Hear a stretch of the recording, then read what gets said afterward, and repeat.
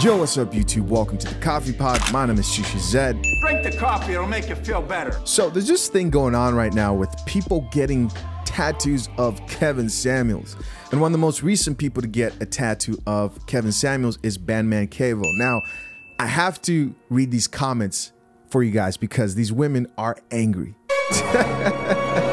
So as usual, I'm on Instagram, minding my own business, when I see this post of a tattoo of Kevin Samuels on somebody's thigh. Now, I click on it, of course, it's Bandman, and I'm reading these comments, man, and I'm wondering what's up with all the hostility? What's the big deal? The man got a tattoo, right? I've got a couple of tattoos. Not of Kevin Samuels, but I've got a couple of tattoos. What's wrong? What's wrong with somebody getting a tattoo of Kevin Samuels? I personally don't get why this is a problem. People get tattoos of people who inspire them all the time. But hey, let's check out these comments. This woman says, does he have a tattoo of his father? Because this is a bit OD. 1,000 plus likes. She's mad. And let's just be real, man. They don't care about that man and his relationship with his father. They're angry that people valued Kevin enough to actually get him tatted on their body. That's why they're upset. This female commenter says, y'all need hugs because this is just not a smart life long decision. All right, ladies, don't get me started on bad long life decisions. You don't want that coffee. Put that coffee down. The irony. This chick says, this is getting weird. No, what was getting weird was you guys celebrating a man's death all because he held you accountable. This next commenter says, it's giving I don't know my daddy vibes. You know, this whole thing of like making fun of men who looked up to Kevin Samuels and what he did for men all around, and joking about how those men are fatherless when you are the women who pick men who are not fathers is ironic, right? But we're not going to get into that. This woman says, yup, they lost without him. Lord, let this man rest without all this extra stuff y'all doing. Nah, you're just mad. This female commenter says, is this y'all king? For real? Embarrassing. You want to see embarrassing? Go watch all of Kevin Samuels' content where he's talking to you women. This next female commenter says, y'all don't even know this man. I don't get it. She doesn't get it. This commenter says, why all these men getting tattoos of him? All right, so I'm just going to end it right there. The problem here isn't the tattoo and that they're worried that like, oh, this might be a bad long-term decision. Nah, man.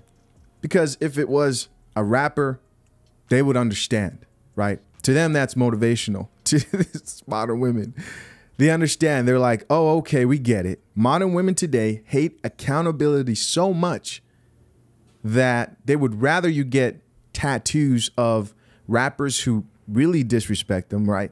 You want to talk about disrespect? And I love rap. They'll be okay with you getting a tattoo of your favorite rapper or whatever else you want, right? But a man who held them accountable and tried to get them to see another way of looking at life that was less harmful to themselves, that required a little bit of humility.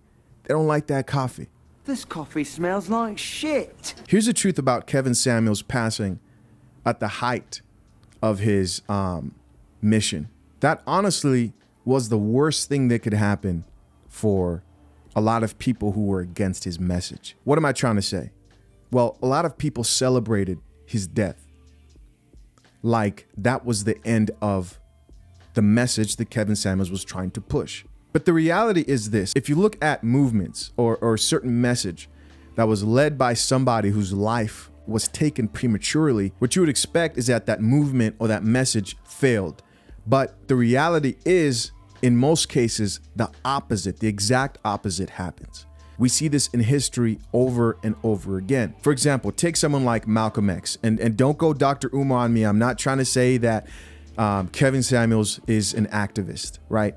I'm not trying to say that. I don't think that was his goal, and that's not what I'm trying to say. What I'm trying to prove is, but Malcolm X died prematurely, and people probably thought, hey, we got rid of this guy. People are never going to remember him. But it's almost like someone who loses their life at the height of pushing a certain message that people believe in, it's almost like that makes that movement even the more stronger. And this is everywhere, right? If you look at like rappers, think of like Tupac.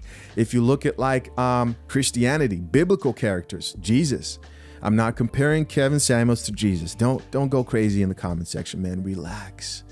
That's not what I'm saying. It's all in the history books, man. You want to make a movement like as strong as shit and have people believe in it forever, have someone significant pass away who's a crucial part of that movement, and it will flourish. The Catholic side, when they started to persecute Christians back in the day, the more Protestants they persecuted and killed in public, the more people were inspired to converting to Christianity. That's just how humans seem to work. And I don't know why things are like that, but it just seems that that's the way human beings respond to these types of situations. Hey guys, as always, curious to know what you think of the topic. Comment down below. I appreciate you guys for checking out another episode of The Coffee Pod. I'm out. Peace.